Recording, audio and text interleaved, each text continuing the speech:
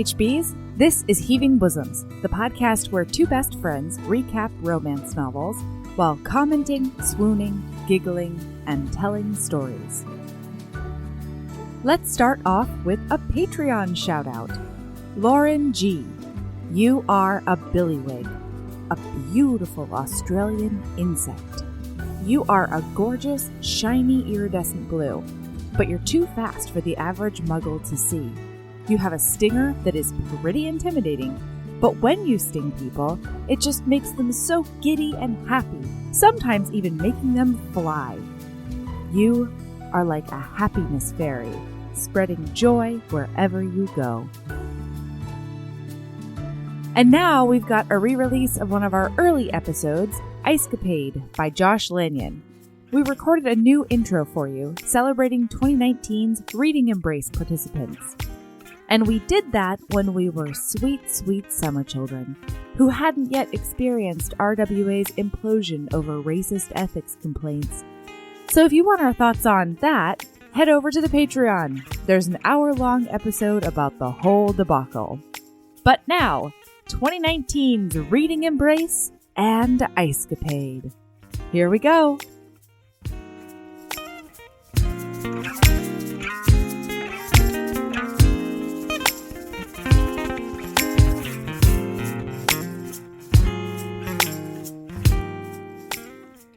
Hi, Erin. Hello, Melody. I don't know why. I feel like such a noob today. Such a what? A noob. Like a podcasting noob? Yeah. Uh-huh, As we were getting started with this, I was like, I don't know, I felt all jittery. I felt like, I don't know, we were maybe like 13 episodes in instead of 117 episodes in. Is that because we're re-releasing an episode that we were probably like 13 episodes in? I think it might be. Okay, guys, listen. Hey, we had to Christmas, so we're just going to re-release Icecapade. But this is a new intro that's being recorded Solstice 2019, Yule That's 2019. Right. That's right. And we're going to announce what would we call them, winners? What do we call them? The fucking embracers. The ones embracers. who have been embraced in our heaving bosoms. Mm-hmm. The ones who decided to say, Erin and Melody, please wrap your ever-loving arms around us and pull us to your bosoms. And we said, of course we will. So those of you who don't know, last year we started something called the Heaving Bosoms Reading Embrace. If you haven't already, you will soon be inundated through romance Twitter, romance Instagram, romance Facebook. Yeah. With a million romance reading challenges. So many challenges. Romanceopoly is going to be happening soon. Like, there's just so many of them, and they are, in my opinion, very anxiety-ridden. I mean, I'm not aggressive. Listen, I'm not shit-talking any of these. They are what they are, and if not. you like them, whatever. But they were giving me anxiety because we were trying to figure out a way that Heaving Bosoms could participate in some of these. Right. And so instead we started something called the Heaving Bosoms Reading Embrace, which is not an embrace, or which is not a challenge. Yeah, it's an embrace. It is an embrace. Because what we did was we named 20 different categories that are Heaving Bosoms, catchphrases, themes, that kind of thing. Yeah. And then you can jam whatever books you read this year. Whatever the fuck you want into them. For any crazy, harebrained reason. Yep. Into even if they have nothing to do, actually, with any of the categories. You can just jam them in there. Or you could read one book and try to figure out ways that it could fit into every one of the categories. It's very accepting. So, like, for example, we had a flurry of people at first being like, what does this mean? What is this category? One of the most recent ones was like, I don't really like Westerns, so what do I do for Dr. Quinn times or like Western times? And I was like, okay, here we go. You can read a Western if you want. If you don't want to, is there a kid who likes My Little Pony? Or is it set in California? Like The Right Swipe? Used a book with a character that was named West. I was today thinking, because we're reading Red, White, and Royal Blue for next week. So I was thinking, like, what how could I fit red, white, and royal blue into all of these categories if this was the only book I read this year? And it's like at one point in that book, they all go to Texas for the weekend and do like a cookout. I feel like that's Western times. Yeah, they're in the ranch times. Whatever you want. It doesn't matter. You could say a scene that didn't even happen in your book that you wished happened. And that's right. Listen, it doesn't matter. It doesn't everybody matter. Wins. It's an embrace. It's an embrace. So here we are. Erin is going to talk about those who were embraced in 2019. And I am so excited. Some of you sent us emails with lists of all the books that you read. Some of you sent us emails that did not include books that were just like, I did it. Which, that's great, right. We trust you. And we were like, excellent. Yeah.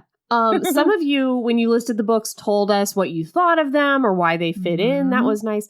Also, there was a ginormous spreadsheet that I don't know who made it. With brilliant dozens of you on it. So then people could see what other people were reading for the different categories, which was nice. So that was all in the cults.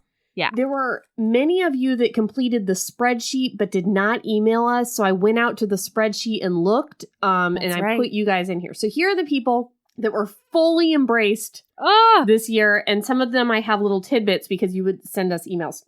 The first completer of the embrace is Fanny, P.A. Fanny! And may I say that Fanny, it appears to me, I don't know, but it appears to me that Fanny read books in Swedish, German, and English. Yeah, she's a BA. She's a true badass, Fanny is. She was first. I think she completed it in March or something like that of this year. Just incredible. Good job, Fanny. Fanny. Okay. Brianna S. Brianna. Was fully embraced. Girl. She told us all the books she read and like what she thought of them. So here's some recs for you guys from Brianna S.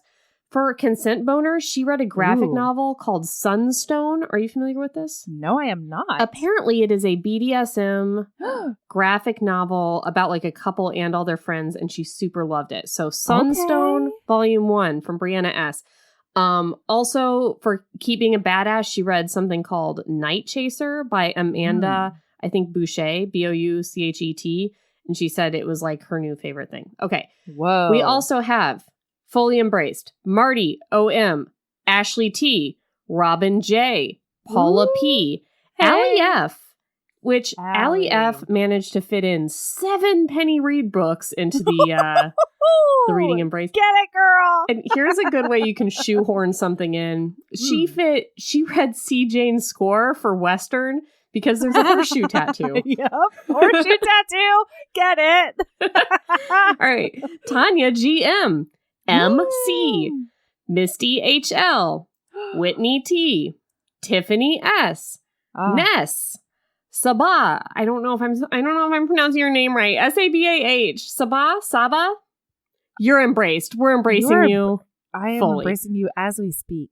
Elizabeth or Liz S. Oh, hey, girl. Abby M., who recommends Not the Duke's Darling by Elizabeth Hoyt. She read it for, because there's a character that's accused of witchcraft in it. How dare they? Emily F. I'm turning a page. Oh, hi. Erin P. Emily. Who, by the way, Erin P. read The Duchess Deal for sports ball category because they play badminton. He plays it in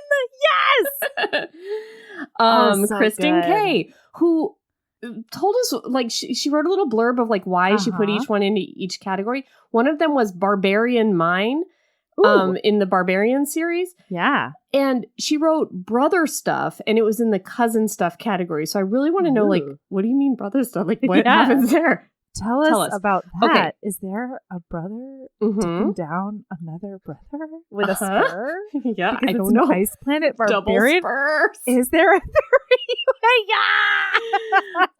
Katrin, who read Teach Me by Olivia Dade for Reindeer Mafia, and she couldn't say enough about it and wants us to read it so bad. And also Katrin D. Those are all the people that were fully 100% embraced this year. Now I have an extremely long list of people who were sort of embraced this year, but fully embraced by us. These are people who started the spreadsheet but did not finish it. And we are cool with that. Love you guys. We've got Leanne, Jen R, Joanne C, Nat MM, our fellow co-host, podcast spinoff host, Jenny N, Lauren E, Sephora B, Nicole C, Blair L, Mariana L, Emily T, Ushma P, Sarah B, Shannon R, Sabrina B, Lauren C, we're halfway, Jenica, Brittany T, Jocelyn A, Devon S. Oh, God, I'm sorry if I'm butchering anybody's names. Oh, and here's another one I'm going to butcher. Ninoska? Love your name. It's great. I hope I said it right. S. Nina C, Becky T, Jadine T, Jessica R, Lena, Holly E, Annie L, Nav K, Sarah C, Katie W, Winona L, Danelia, every time, V, Mary DB, Jordan J or T. Could be either. That's my writing. And Emily R. I'm sorry if I messed up your names. Okay. We are so proud of you. We are so proud of you for even starting and trying. And then these are the real MVPs. We've got 1, 2, 3, 4, 5 people who put their names on the spreadsheet and did not read a single book. And those people are fully embraced by heaving bosoms, and they are Jennifer S. Jennifer S., Lauren G., Amber M., Anna N., and Julia D. We like your energy. Fucking love you. We like your energy. But if you're interested, we can repost that spreadsheet on the cult, and you can see what everybody read because they all put all their books down, just not the reasons why. Absolutely. And by the time this comes out, there should be a new reading embrace for 2020 with some of the same categories, but also some new ones that I have yet to think of. Yeah. Yeah. Oh, I am so excited about this. I'm so excited for y'all. Yeah. Thank you, listener, for participating in our reading embrace. Thank you for tagging us on Instagram, on your posts about it. Hashtags, that was nice. And also, if either you finished the embrace and you forgot to email us, or if I said your name wrong and you want me to say it right, just send us an email. We'll do it on the next one. Absolutely. We're sorry. We would love to. Yeah. Yeah. You know what I find really ironic about both of our anxieties about reading challenges? What? We have a podcast that requires us to read roughly a book a week.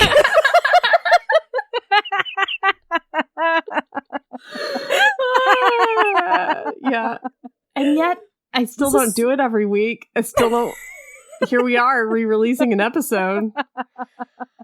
Which, by the way, Icecapade is one of my favorite episodes. Here's the thing. That Christmas series from our first year, where we did the Christmas Cowboy one and this one, and what was the real title of Breast Cancer Survivor and the Beast? I really have no idea. Christmas on Crimson Mountain. That's the one. And then we also did the Men at Work Christmas one. But see, that is a highly listened to episode, I think, because of the other Tiffany Rice books. But like Christmas on Crimson Mountain, Icecapade, and Christmas Time Cowboy, a lot of people haven't listened to, and those are like some of my favorite episodes. So if you guys are in the Christmas spirit, go back and find those because we're really like don't know what we're doing podcasting wise, and I thought they were very funny episodes. You know, we were doing work, I guess. We didn't know what we were doing at that point, but we were just like doing things. And there's some snark that's happening in all of those. So it's good stuff. There's some of my very favorite, like the Breast Cancer Survivor and the Beast episode. Like so many things happen in that one that I think about those episodes a lot. So go back and listen to those if you're looking for some Christmas time stuff. I listened to this one again today. You did? To prep. Yeah. Oh. And we realized something after we recorded this one. We realized something tell like the world? Immediately after. Yeah. Like it's not like we waited 2 years and then realized it. You guys, this book is so very clearly a Christmas Scrooge Carol retelling. Yeah, it's so very clearly the ghost of Christmas past, the ghost of Christmas present, and the ghost of Christmas future. It's so clear. All the neighbors. We were like, in the episode, we're like, what the fuck is this? These comedy neighbors. of errors. And then the neighbors. It's like, you guys, you dumb bitches. They keep coming around. How weird. Oh. Why are they bothering these guys? Oh, You guys. man. They're ghosts of past, present, and future, and we didn't even see it. This was our first male read, too. It's a good episode. It is. And for the record, my baby llama's name, my llama, his name was Alex. Oh, but I always called him my babe. So, yeah, good. His name was Good Alex. All right. Well, I think we're going to go straight into the book. yeah, Happy New Year, you guys. Happy New Year, everybody. And we're hoping that you're having a wonderful holiday season. Right. So, okay. Icecapade. One word. Yeah, Icecapade. Yeah. I don't super know why. I don't either. I don't even know why it's called Icecapade. Oh, good. I'm glad I diamonds? didn't miss it. No. Huh? Diamonds? Okay, good. Diamonds? You know, like ice diamonds? I don't know. Oh, yeah, that could be a thing. Yeah, like, is capade supposed to be like a caper? Yeah, that's what I'm thinking. Okay, well, I'm really glad that I didn't just, like, be very obtuse throughout the whole thing. I don't understand the title, but I really enjoyed the novella. Really? Me too. What I about thought you? you would like it. We read Icecapade. The author is Josh Lanyon.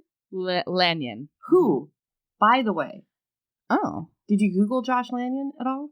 No. Well, I know that he writes mystery and gay romance. Right. So when I got to the end, I was like, I would like to know more about Josh Lanyon. I would like to see what he looks like and all that. Josh Lanyon is a woman with a male pen name. Oh. Yep. Does that ruin it for you? Kind of. And then I read about, there was like a Q&A on her website, and one was like, why do you write with a male pen name? And interestingly, she said that when she started writing gay romance and gay, even her thrillers and mysteries have gay men in them. When she started writing gay fiction in the 90s, no one would publish her because publishing houses, were just starting to write, to publish gay books for gay men, and they thought that gay men would not read books by a female author. And so she got 27 rejections for her first book, and then she changed her pen name and was immediately picked up by a publishing house. Oh my goodness. Yeah. Man, I just imagined her as this hunk of slab of dreamboat. I did too. As I was reading this. She's good. Honestly, I thought he might be like an old man. Like, I was kind of hoping for like an old British gentleman or something like that. She's British, with I like, think. But anyway, elbow patches. Yeah, that's kind of what I was hoping for, but that's okay. Well, one of the characters in this book has a corncob pipe, which I was like, come on the Come nose on. much, Josh Lanyon. Not one of the main characters, thankfully. No. So let's get to that. All right. So we have Noel Snow, which I thought was hilarious. The thing is, like, I picked this book because the names are hilarious and the plot seemed hilarious. I thought this would be like a fun little snark fest we could do, and then it turned out to be so good. too. Yeah, and now I don't have much to snark about, and I'm kind of upset about it. Me too. Yeah, I know. It's like her Halloween fucking treat all over again. So we've got Noel Snow and Special Agent Robert Cuff. Cuff. Coof? No, it's gotta be Cuff. It's definitely Cuff. It's gotta be Cuff, right? Yeah, like you put cuffs on a person because that's hilarious. And we start in the prologue the morning after a very, very sexy New Year's Eve together. They rang in the New Year in style, and apparently. It's 2000. It's New Year's 2000. That's right. So the world may have ended. And they were like, well, we best fuck it out. Yep. Because I don't really... Okay, here's what I hope you can... I hope you understood this more than I did so that you can explain it to me. Here we go. All right. So Noel is a cat burglar, which I don't know why...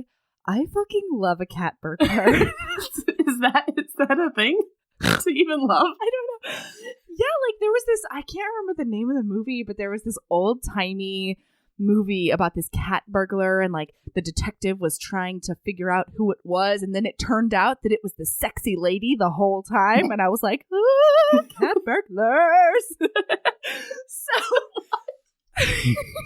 I don't know. There's something about the agility factor and like the not hurting anyone factor and the only stealing from the rich factor. And I'm like, get it, you cougar Robin Hood. Like, do it. Let's do it more. Was this movie that you're talking about, was it the Batman with Anne Hathaway? Because No, I said old movie. Okay, I'll try to figure it out. It's like a TCM movie. Oh, okay.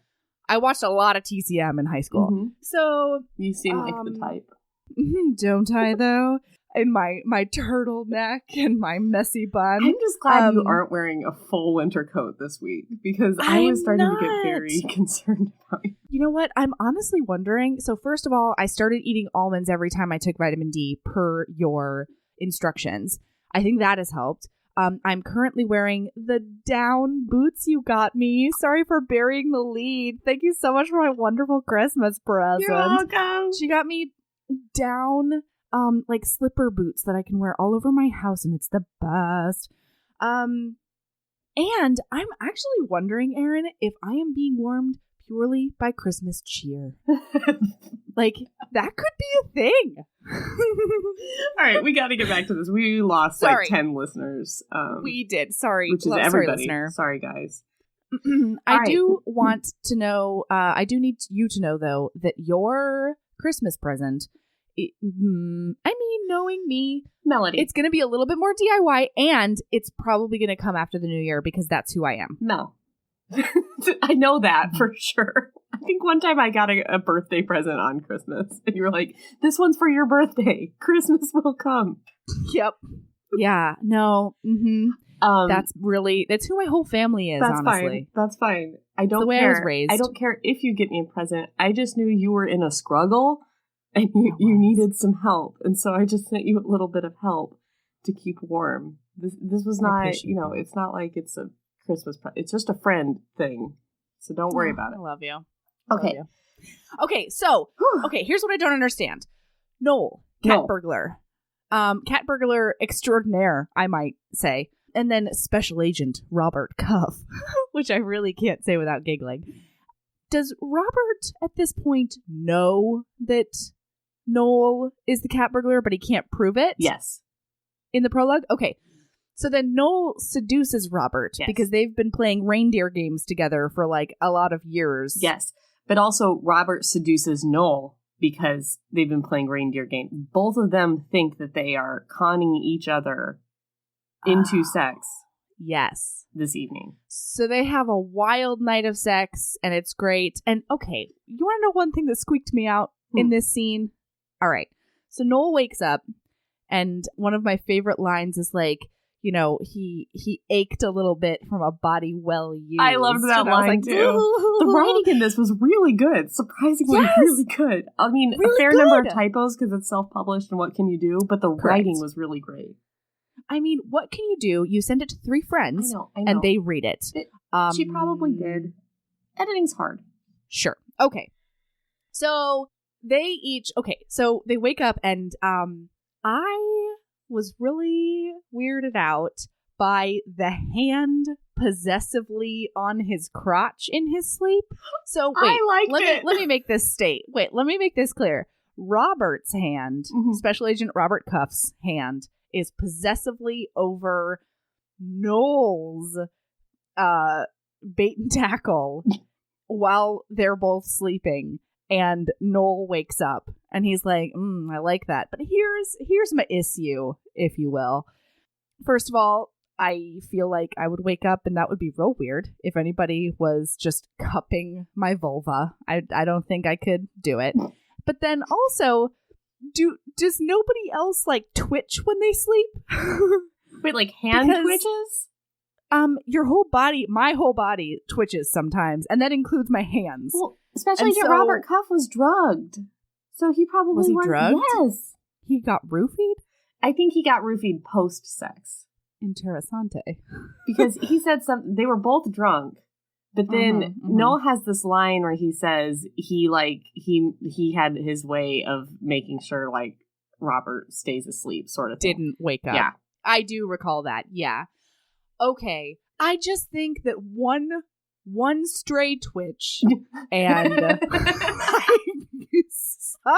all of it could be gone wrong. Like permanent damage, maybe. Okay. So that squeaked me out a little bit, but then the body well used line made it a lot better. And then Noel Stop making fun of my sneezes. It's hilarious. Noel leaves the hotel room and he goes and gets the diamond ring that he's hidden in a trash can somewhere, and goes and hails a cab, and it feels like he's the only person on earth in New York City this New Year's morning at 5:30, and he's off to Amsterdam, never to be seen again. I loved it. I loved the intrigue. I also liked when Noel said that the most adorable thing about the evening was when Special Agent Robert Cuff believed Noel to be sleeping and went through all of Noel's things. And he was awake. Yeah. He was like, oh my God, this is so adorable, because he thinks the diamond ring is in my stuff, and it's not. Yeah. Aww. I thought that was real really great. Cute. Noel, I was one step ahead. So then we fast forward into chapter 1, 10 years. Noel is now an author, and he has published a series of very well-received mystery books about a cat burglar and the special agent who is following him, except that he accidentally apparently made the special agent like a bumbling idiot, and everyone likes that, so he had to keep it going. But I don't know, it was like a long distance misguided attempt at flirtation with Robert Cuff, and it actually just made him look like an idiot at the bureau, which is regrettable for everyone involved. And they transferred poor Robert Cuff to Wisconsin.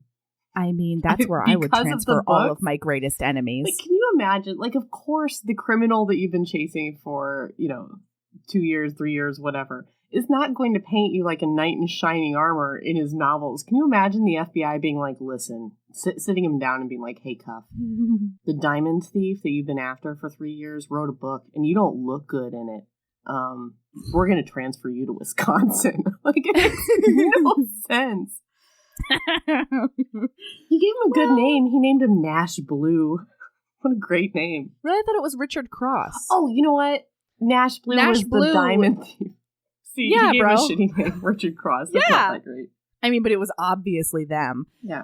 So, all right, so he's written the last book in the Nash Blue series. It's coming out this week. It's Christmas. It's one day before Christmas. It's 1 day before Christmas. No, it's 2 days before Christmas.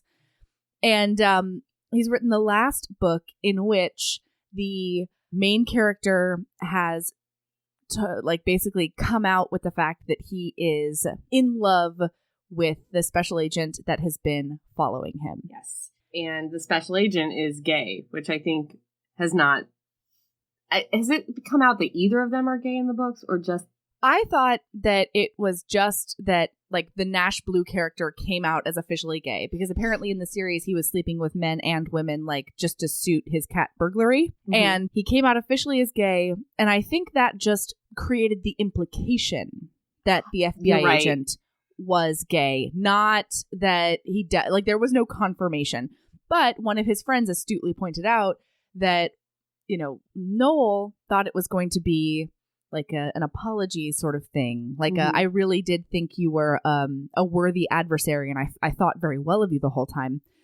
But one of his friends pointed out, like, if he's not out at the bureau, like, you might have just put him in extra hot water again. They might transfer him to somewhere even worse. Siberia. Alaska. No, Wisconsin is America's Delaware. Siberia. Alaska. Wisconsin is not America's Siberia. Isn't it? I don't know. People tunnel underground Siberia there. Right there. It's right across the way. Anyway. You know what? Anywhere that people have to tunnel underground like rodents in the wintertime, I personally think is Siberia. So, wait. Sorry. This happens in Wisconsin? I don't understand. Yeah, they connect buildings underground because it's so fucking cold in the winter. We do? Okay. Do you do that up there? No, we do not do in that. Alaska? No, because you're frontier people. Yeah, we just walk. You're just like grin and bear it, rooster. Yeah, I'll put some booties on you maybe, but you better pee outside. I got her booties and she didn't like them, so we'll just... No dog likes booties. We'll just continue throwing her into the snow. Ah, I love it. Okay, so he realizes that he's being followed on his way home. And it took him way too long because he's been out of the game for 8 years. So he was in New York City promoting his book. Right. And he's got to drive home to upstate New York where he has a huge 200-acre farm with horses. He raises horses and he writes books now, and he doesn't steal any diamonds, and he's an old, And he doesn't even fudge his taxes. Right, yeah. As he says later. And actually, now that I think about it, upstate New York might be another swath of America's Siberia. Yeah. It was. I mean, they talk about going through, like, thigh-high snow sometimes up there. So. Oh, God. So he's on his way home, and he noticed somebody following him, so he's doing, like, 130 on these country roads, trying to get home, trying to lose the tail, and he finally loses whoever it is, and just feels a little weird when he gets home and checks on his horses and stuff, but... he feels like someone's watching him. He feels like someone's eyes are boring into his soul. But then he goes to his house and goes to bed. And he's fine. And I love this wake up scene where he wakes himself up. It's like a beautiful holiday Christmas scene outside. He's on his horse ranch or whatever. He makes himself some eggs, makes himself some coffee. Wait. What? No, we need to point this out. What? He has become a legit farmer rancher because he went and took care of the horses before his coffee or his breakfast. That's true. And that is how you do it. Okay, I'm sorry. The animals always eat before you do. That's why I will never be a farmer again. Yeah, you couldn't. You can't do that. Man, Rooster never eats before me, but usually, like, she doesn't like to... No, but she gets in. She's inside. Yeah, you know she always has water. That's fair. Like, that's not how outside animals are. Yeah. But also, she sleeps later than me every day. If I have to get up at 5 and go to work, I have to literally pull her out of the bed and, like, make her go outside. She's such a diva. She is. Okay, so he makes a little breakfast. He puts some biscuits in. Like, I just love that he makes himself homemade biscuits and gravy for breakfast. Like, oh yeah, it's just. Can I tell you, when I am by myself, I am a forager. Yeah, I don't. It's just I don't like cook whatever. a damn thing. No, yeah. So he's making himself some biscuits, and then a doorbell, and then he opens the door, and for the first time, he sees him through the dusted pane of glass, and he sees the hard, muscular shoulders, and his heart starts beating a little bit faster. Pitter pat. Pitter fucking pat. And he opens the door to see the confirmation that Special Agent Robert Cuff. So he hasn't seen Robert Cuff since the night that they had sex and duped each other. Since he saw him naked. Yeah. But every year on New Year's Eve, Noel calls him drunk and leaves him a drunk voicemail about like, hey, Robert, I'm sorry about how it ended. I'm not stealing no diamonds anymore, and I loves you. Well, he doesn't say anything incriminating. He makes sure not to do that. Yeah. But he's just he calls him every single year drunk, and Robert never answers the phone. Never answered, never returned the call. So he hasn't heard from him in 10 years. And here he is on his doorstep. Here he is, ready to question him about a string of cat burglaries in New York City. And Noel is like a little bit on edge, but he just automatically like lets him in. And Robert starts looking around and asking him all these pointed questions about blah, blah, blah. And Noel's like, it's a copycat. Also, do you want breakfast? And Robert's like, well, I wouldn't say no to some coffee. But like Noel kind of gets like, he can't really be here on official FBI business because he's driven clearly a personal vehicle. Like he's checked the plates on the vehicle. It's not a G-Ride. Personal stuff, does not have a sidearm. Like, while he is probably here to question him about the burglaries, he's not officially here to question him about the burglaries. So he feels pretty comfortable being like, you want some eggs? Because clearly he's not going to arrest him today. Not to mention that he says a couple of times that the statute of limitations has run out on all of his crimes. Yes.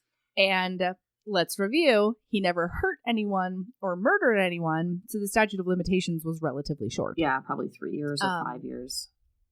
Yeah, probably something like that. Well, or maybe it was 8 years, because that's exactly when Robert showed up. maybe it was 10, but I don't know. Judging from how usually these are, I would say 3 or 5, but I don't know. Maybe it was like an interstate. Get your legalese out of here. Sorry. Maybe because it was an international whatever shmushma. Okay, so Noel kind of like casually asks him if he's like read the books. He says, Robert narrowed his eyes, his dark eyes. He says, let's just say I'm aware of your work. Oh. Work. Uh-oh, in fact. He says, actually, I'd like to explain about that. I know I took some literary license with you. Cuff interrupted, I'm not that interested. Consider yourself lucky I'm not a literary critic. You'd already be on your way to jail. It's like, that stung. Oh, I just thought that was very, Okay, so they have a little conversation over breakfast. Robert does not want any breakfast. And then Mr. Corncob Pipe shows up. Knocks at the door. Yeah. Burly man in a red and black check jacket, hunting cap, and a corncob pipe. Oh boy. Carrying a Christmas tree. Hey-oh. Hey. So they get the Christmas tree all set up, and of course, in Noel's beautiful, like, finally decorated house, they're like bumping into Ming vases and, you know, being all ridiculous.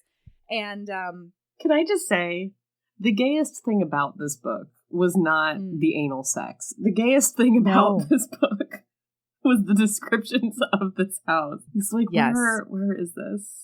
Yeah, no, I might be bisexual, but I am not gay enough to have a house that beautiful. I was just like, what is going on? Why is it? Well, here it is. Also, Noel's... it's a 6,000 square foot house on 200 acres. But wrap your head around a 6,000 square foot house for one person. I don't even know what that means. Yeah. 100-year-old 6,000 square foot house. I just don't. So these two guys, both named Artie, are bumping around trying to set up the Christmas tree. And he says, I can take it from here. Noel's hand shot out as little Artie, bundled like an armadillo, brushed against a vintage Royal Ducks Art Deco Harlequin figurine lamp and sent it rocking. I'm like, I have no fucking clue what that is, but that sounds like the gayest thing. I don't know what it is. It's so cute. Adorable. Anyway, okay. So then they're setting up the Christmas tree, and then Noel says, how about you stay and spend Christmas with me? Yeah, which was adorable, yet came out of nowhere. Yeah. But throughout his internal monologue, he's like, I don't think he can be here in an official capacity. So why don't I just take a shot here? Yeah. I've obviously been thinking about him for the past decade. Yeah. Spend Christmas with me. I'm going to spend it alone anyway. Oh, wait, what are you doing? And then he finds out that Robert's parents died the year before in a plane crash, and he was an only child. And I was so sad. Yeah, and Noel tries to be like, oh, I'm so sorry, Special Agent Cuff. I didn't know, and that's so sorry. And he was like, what, because you wanted to use it in your book? And that was really like, oh, yeah. He was like, that's sad. Yeah. It was like, if you had known, you could have used that little tidbit. Oh, and this is where I really like this line. But that's where oh, go ahead.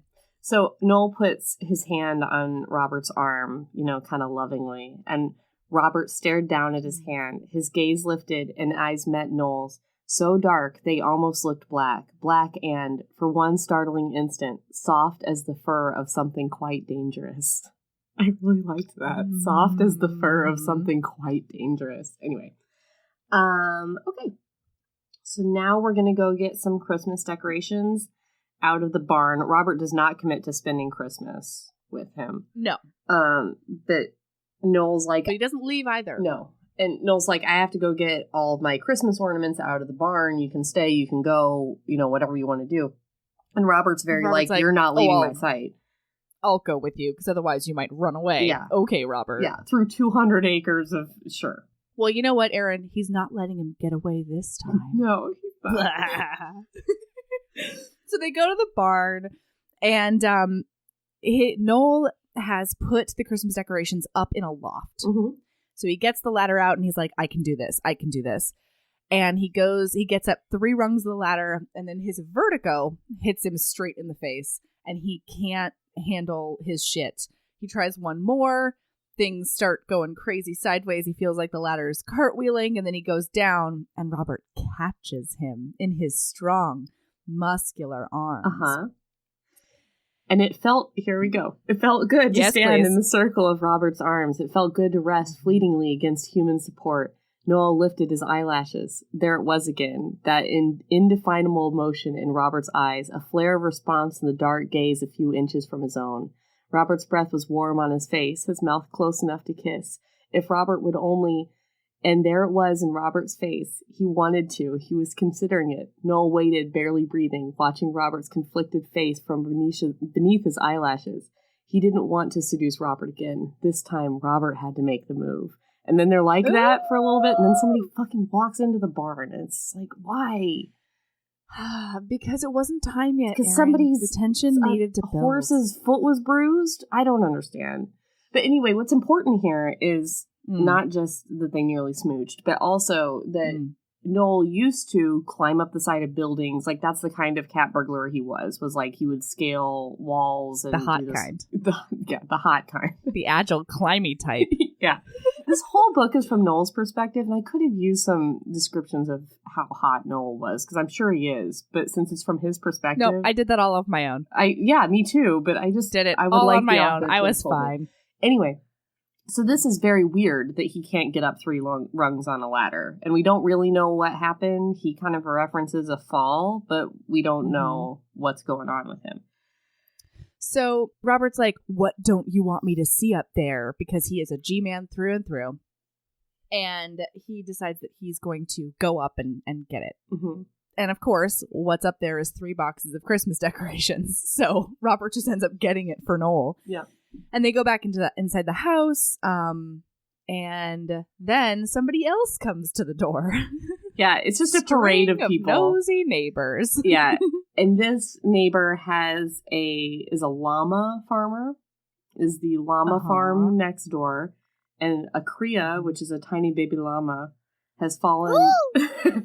Did you love that? I loved the story. Of course I did. Well, it reminded me of my baby llama. Yeah, what? No. Sorry.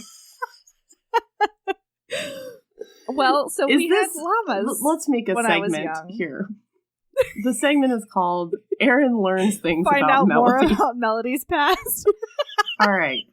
So you sang as the Grand Marshal. Okay. Okay.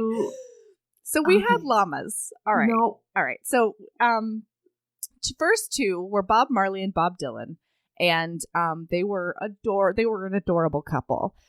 But then we started getting more and more llamas, and finally, I don't remember if she got pregnant while she was with us or if we got her and then found out she was pregnant.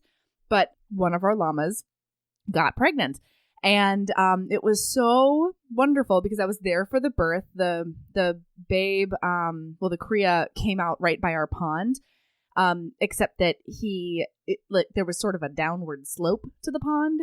And so he's taking his first step straight toward this body of water. And we had to run and grab him to make sure that he didn't fall straight into the pond.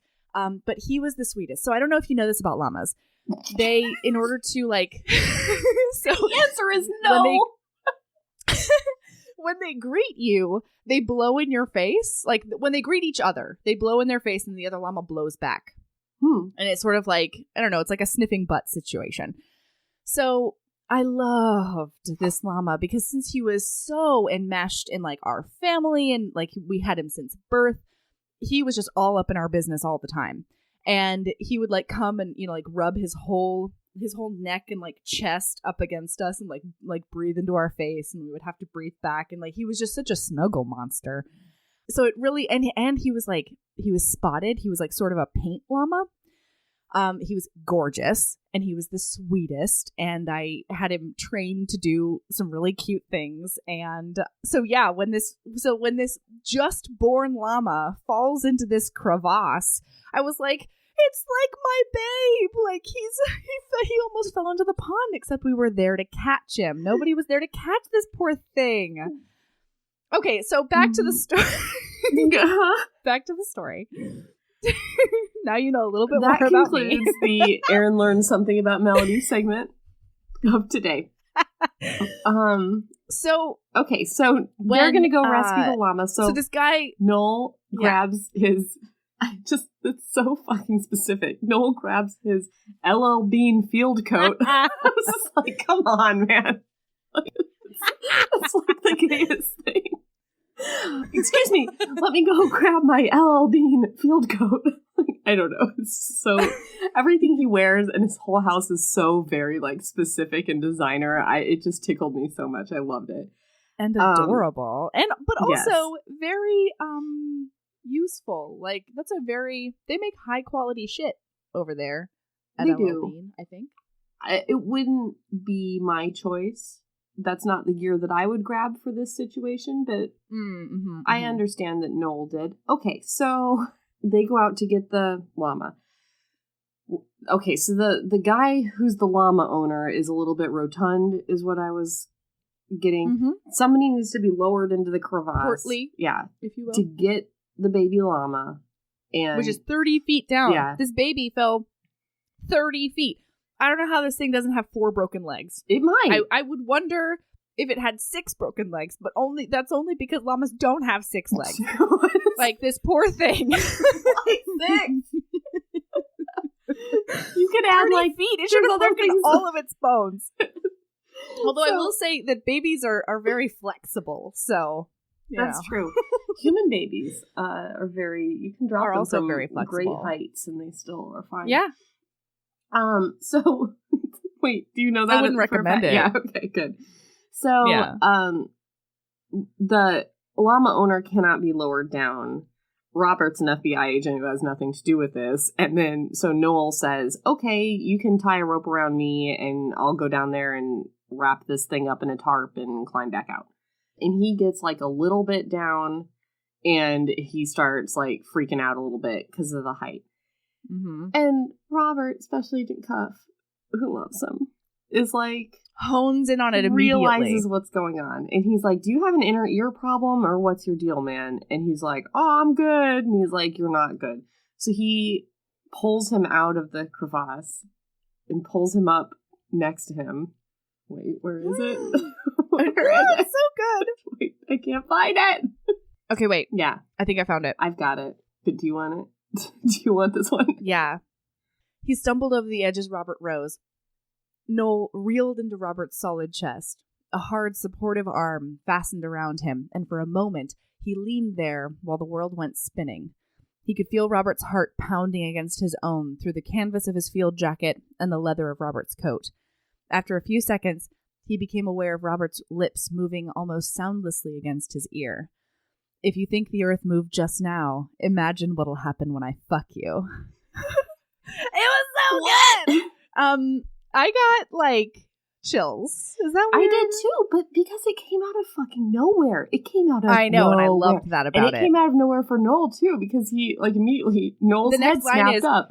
He stared in wide-eyed disbelief. Did he really just whisper that, or was Noel dreaming? Maybe Noel had slipped and knocked himself out, because there was absolutely nothing to read on Robert's face. Nothing but that funny glitter in his eyes. Maybe Noel was losing it, or maybe Robert really had made the most astonishing comment Noel had ever heard. It was great. Well, and it was the glitter that Noel had seen before 10 years ago. And then as he's lowering, so then Robert decides he's going to go get the llama.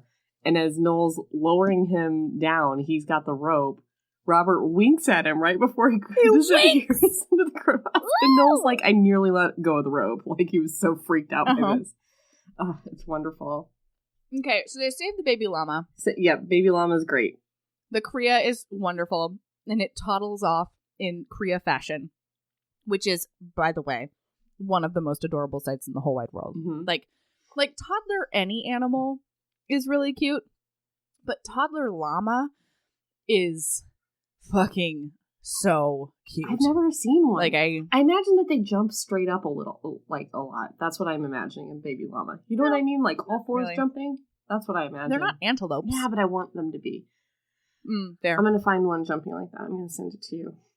Oh, I would like that. In my brain, That's how they do. Okay, so... I dig it. So we can live in that reality. Robert cuts his palm on a rock. Yeah, so and first aid is necessary. To nurse him a little bit. So he leads him through his designer house, through his designer bedroom, and then into the master bath. Okay, which has this. Okay, can I talk about the tub envy? I almost said pool envy because it's basically what it is. He's got this amazing, like, sunken whirlpool bathtub that can probably fit 4 and should someday. Like, they should just get a couple of rent boys up there and have a grand old time in that pool tub. Said that it would fit the 2 of them and also 2 llamas. So that's and a good. couple of llamas, Robert says. But yeah, so then Noel makes sure that he gets the first aid kit and Robert's sitting down, and so he kneels in front of him. Wait, did you already... we had a bad connection there for a little bit. Did you do the description of the bedroom?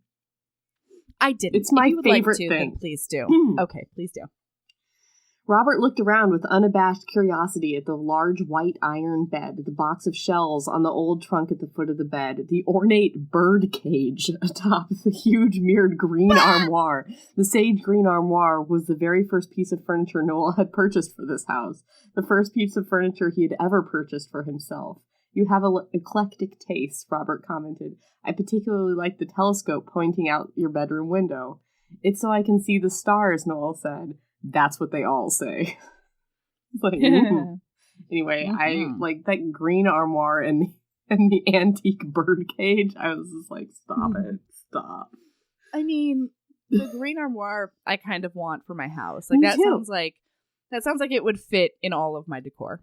Yes. All right, so they're doing some first aid. They're so fucking cute. When they're doing the first aid, Noel notices that Robert's got a boner. Get it, Robert? I don't blame you.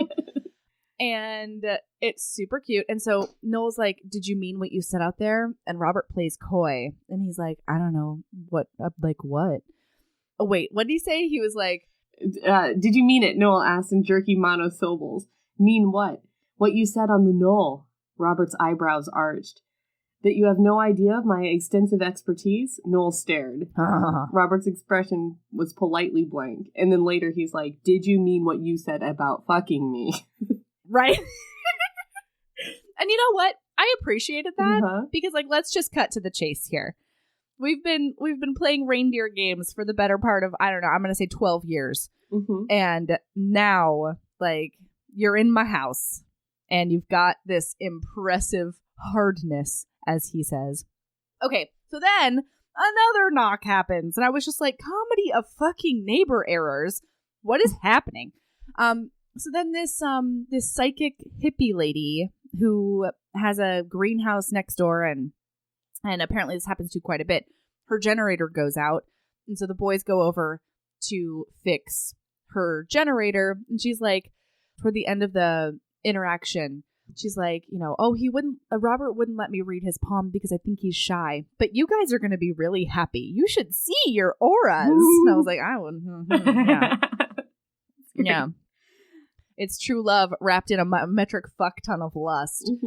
So they go back to the house. Right. Noel's going to make dinner. He's like, hey, are sandwiches cool with you? Sandwiches okay? And Robert's like, well, I love that Robert's like, well, you're assuming quite a bit. You think we're going to have dinner together? And I was like, yeah. It's like, you're still here. I do. Yeah. You said, I want to fuck you in my ear earlier, like, and you haven't left. And you also haven't really asked me any questions about these cat burglaries in New York City. So yeah, I think we're going to have dinner together. Noel prepares turkey sandwiches, but when they eat them, they're roast beef. All right. Fine by me. No, I didn't sandwiches. Even notice that. Yeah, that's I was just really excited about roast beef and tomato on sourdough. Yeah, that good. So as soon as that was described, I was like, well, I'm at dinner. Yeah. I'm here. I'm there. Turkey would have been fine with me too, though.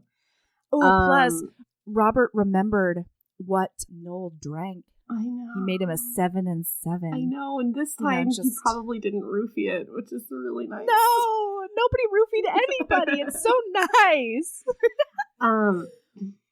Okay, so this is super cute because they're talking, and Robert is like obviously, well, so while he was making the sandwiches and everything, Robert is obviously struggling with like trying to reconcile the person that he sees in front of him with the person that he's been following for the last however many years, and the person that he's researched. And like apparently Noel is originally from this crazy Russian crime family that's like very stereotypically like borscht and smoked salmon and drugs and booze and hookers as soon as you're old enough.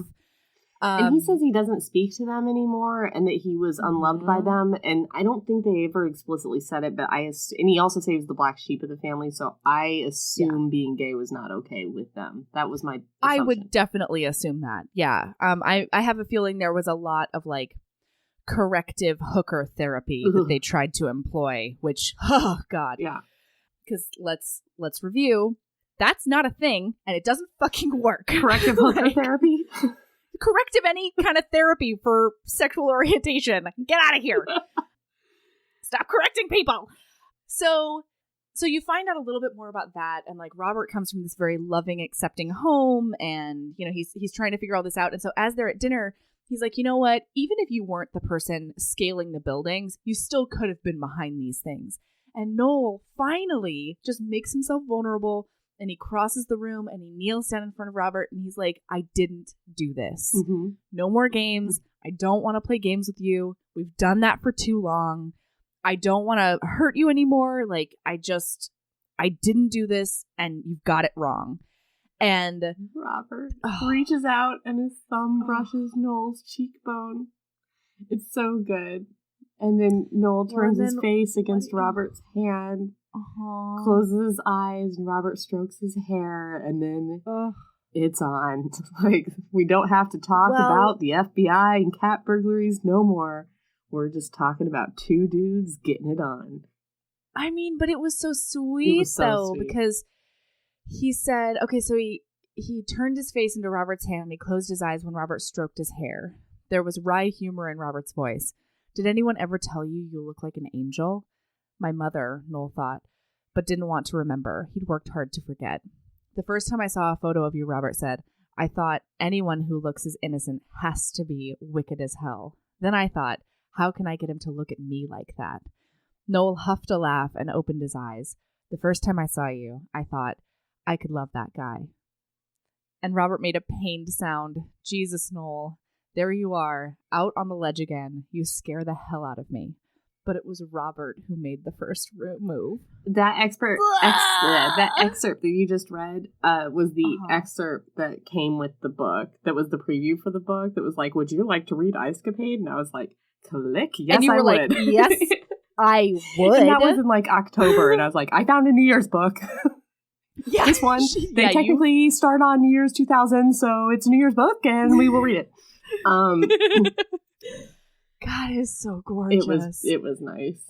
And then they have some really gorgeous sex. I didn't really like the sex that much. You did? Didn't you? I just felt like it was too short. And it was just kind of like... Okay. You know what? I hear you there. For my personal taste in sex scenes in books, it was a little too hesitant. Yeah. What I really, really liked about it was the fact that it was like they were finding each other again. It was in very a way, sweet, I thought. Yeah. And okay, and then the sexual health educator in me was like, thank you for pointing out that you need to prepare a rectum before anal sex. Like, you shouldn't just go from 0 to Pound Town with the anus. But you can't do that. No condoms. They didn't talk about condoms. I would like to believe there was one. I see. Okay. I'm just deciding in my brain that that's what happened. Everyone can live in their own reality, Erin. I didn't have a problem with the way that the sex was written or described. I just wanted it to be longer. I felt like we had this like 50 pages of slow burn, and then we're going to have 10 pages of sex, and then it's going to be over. This was a very short novella of like 60 pages. So like I just and that's why more of it. That's actually why I forgave it. Because it was so short. Because it is a novella. Yeah. Like if 50% of the book was the sex scene, it would have been a little weird, I think. I don't know. Maybe I just liked it too much. I did get a little squeaked out by the description of Robert ejaculating. Do you remember this line? Oh, I do. This author is very... Before we get there. Yes. Before we get there, I also really like, so they're having sex, and it says, Noel reached out and they linked hands, laced fingers. Noel liked the strength that met his own, the fierce grip that held him. No chance of falling with a grip like that. It was so good. Like, it called back to so many different things. I mean, it was just This great. writer is honestly just really good. Like, very descriptive, very, like, just very good. And it's not overkill. It's not too sappy. It's just very, very good writing. But you're correct. The ejaculation was weird. I wasn't into it. That's not what I'm into, and it was very descriptive. In case anyone was wondering, Robert ejaculated his exquisite relief, pulsing in satiny long jets. This is like jets. Well, and like the satin, I don't know, the satiny. How do you know that? Long, it's a lot. Yeah. But, if that's something that you're into, that was probably a great description of that. So, indeed, whatever. Indeed. So then the little wrap up here is the next morning and it's Christmas and they both got what they asked Santa for, and it's very cute. And then I didn't like this, but maybe you did, I don't know. Robert admits to Noel that there was never any cat burglaries. Yeah. In New York City, and he doesn't even work for the FBI anymore. He quit.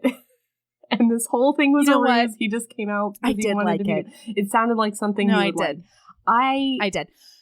You know why? Because the tables were turned at that point. Robert spent so many goddamn years getting hoodwinked and led around and, I didn't made think of it nervous that way. at work Yeah. and all the bullshit. So, why not let Noel stew in it for 24 hours?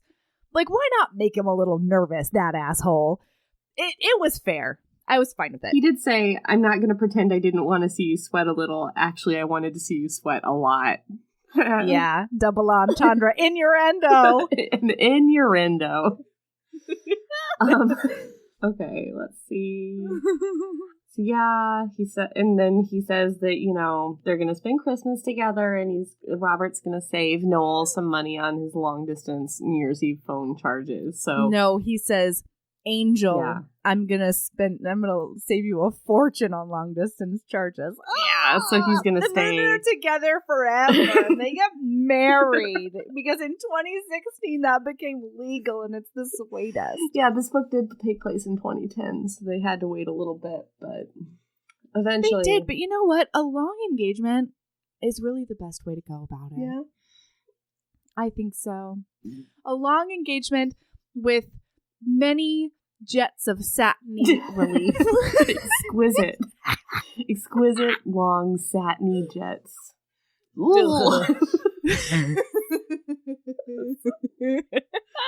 Man, when I saw this book, I did like that little snippet, but when I saw that somebody named Noel Snow was going to have a Christmas book with a FBI agent named Robert Cuff, I was like, and it was only going to be 60 pages, and it was going to be about diamond thieves. I was really ready to have a really fun, fast-paced, capers. But also, I expected it to be really stupid and and funny and campy, so we could make fun of it in that way. And it was not. It was adorable and sweet.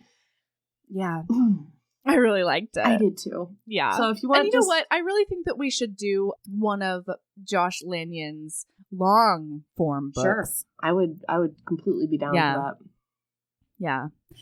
I don't know. I do wonder about representation though.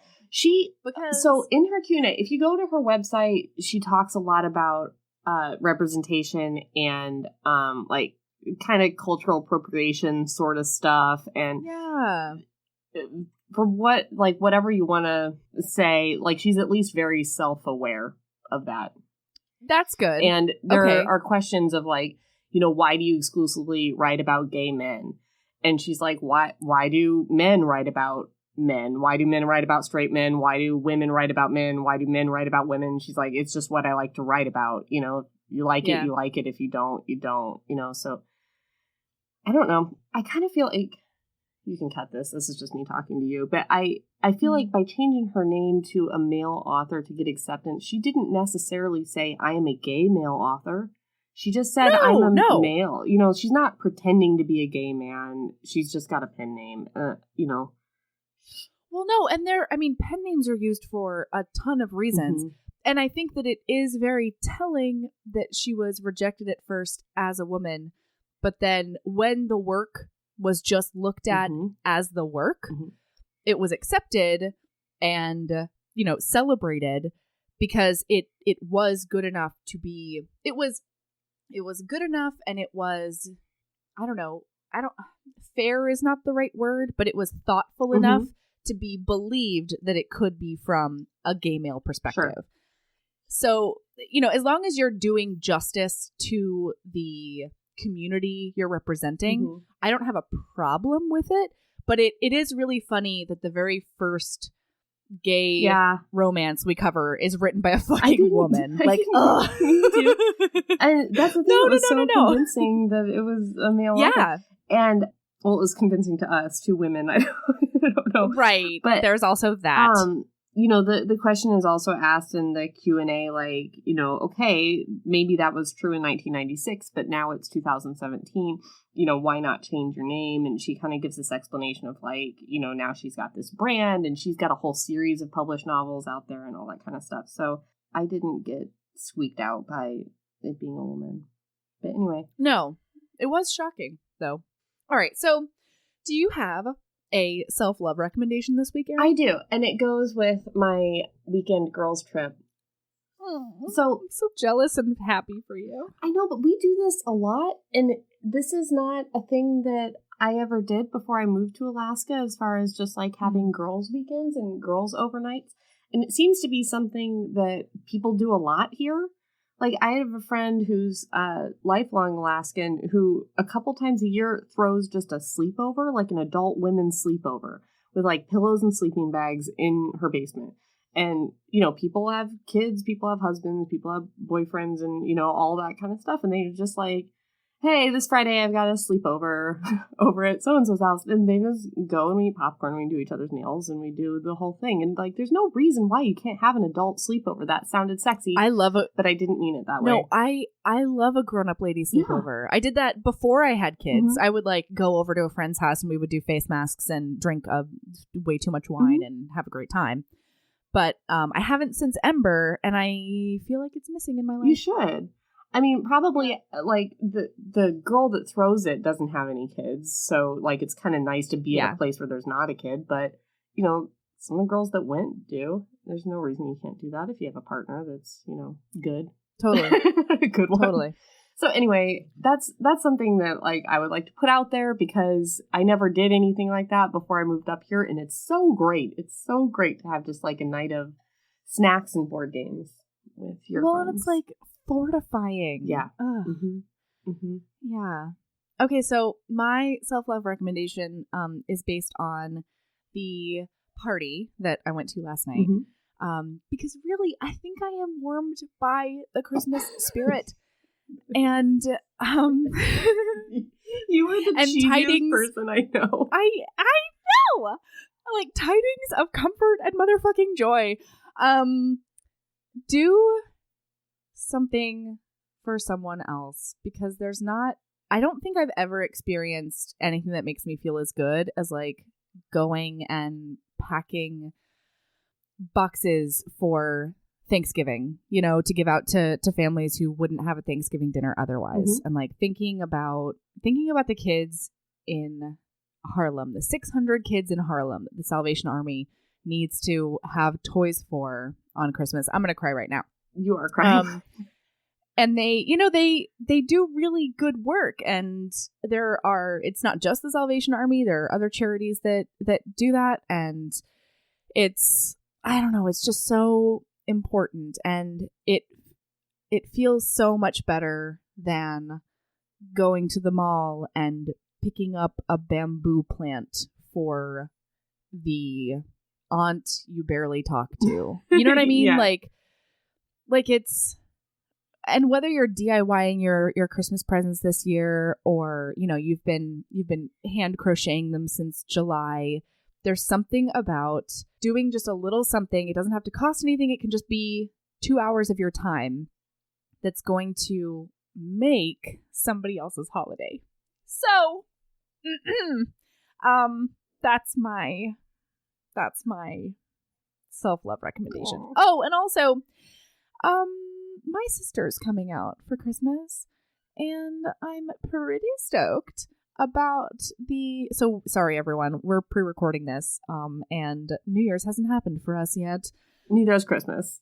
Neither is Christmas. But I have planned on getting my sister and I some matching grown-up lady fleece onesies. Can't get behind to it. watch all of our terrible Hallmark movies in.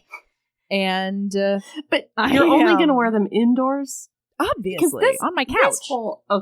This whole trend of I'm going to wear an adult onesie for Halloween, or I'm going to wear an adult onesie to a Christmas party is stupid.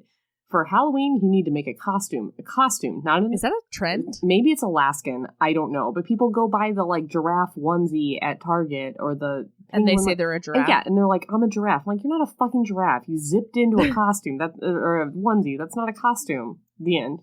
Yeah, I've never seen that trend. So these are never going to be worn outside the house. No, it's the comfort of my own home wearing the down boots you got me. Okay. And... You're going to put the boots over the onesie. Obviously. I don't know if it's going to be a footed onesie, so, I might need the boots. Okay, I did once see a woman at an airport in a fleece onesie, and I definitely took stalker photos of her to send to all my friends, because I was like, what's happening? This is the thing in the world now. Yeah. No, my house, drinking tea and watching terrible Christmas movies. That's what's going to happen. So yeah, those are, I guess, my 2 self-love recommendations this year, this time, all the things. Okay. All right, so you can find us at Heaving Bosoms on Instagram, on Facebook, Heaving Bosoms, and at Heaving Bosoms Podcast. And Heaving Bosoms Podcast at gmail.com. Send us emails. Tell us about the romance novels you like. Recommend things to us. Yeah, we love hearing We really like hearing from you. If there's something we're doing that you hate, we like hearing that as well. Let's see. And and we just got a Twitter, but we haven't tweeted anything yet. Maybe by the time you hear this, we will have tweeted. It's Heaving_Bosoms, because Heaving Bosoms was taken and Heaving Bosoms Podcast was too long. So sorry, guys. And that's it, right? That's it. All right. Okay, so have a Merry New Year, everyone. Be safe and have a great day. Wait, keep being a badass. And love yourself as much as you love satiny jets of exquisite relief. All right. Okay, bye now.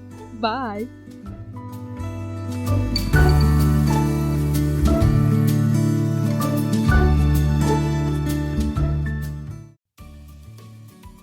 Hey, you. Yes, listener, you. Are you loving the show? If so, please leave a rating and review in your podcast app. The 90 seconds you take to say something nice not only helps new people find the show, but it makes me super smile over at HBHQ. Also, I've had a few people ask, and the answer is yes. We are still doing the 5-star bribe. If you leave us a review with 5 stars, then we'll do whatever book you want. We're real deep into the list, though, so it might be a while. Lilas! Okay, back to the show.